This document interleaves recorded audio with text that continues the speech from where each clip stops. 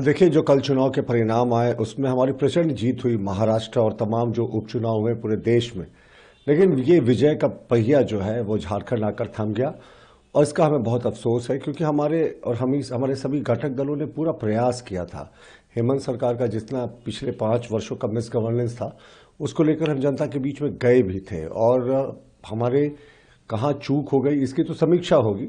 लेकिन एक जिम्मेवार विपक्ष के रूप में हम हेमंत सरकार को सभी जो अच्छे कार्य करेंगे उसमें हमारा रचनात्मक सहयोग रहेगा और हम इस सरकार के लिए एक वॉचडॉग बनकर भी काम करेंगे, क्योंकि पिछली बार लगातार घपले घोटाले का आरोप लगा था। तो हम ये सुनिश्चित करने की कोशिश करेंगे कि जनता ने हमें विपक्ष में बैठाया है और एक जिम्मेवार विपक्ष का काम ये भी होता है कि वो ये सुनिश्चित करे कि सरकार में करप्शन नहीं हो और गलत कार्यों पर आवाज उठाए।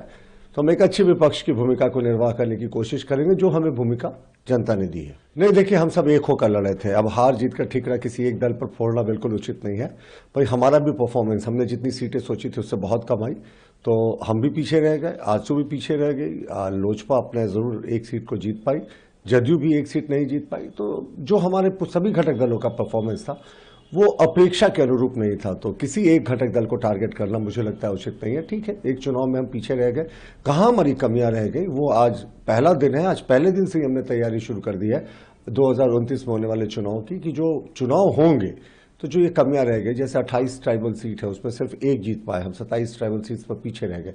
तो ये इतना ट्राइबलों के लिए करने के बाद भी अगर हमारा कनेक्शन कहाँ उनसे कम हो जाता है, तो ये सारी चीजों पर मंथन होगा। हमारे प्रदेश कमेटी, केंद्रीय नेतृत्व, चुनाव प्रभारी बैठेंगे।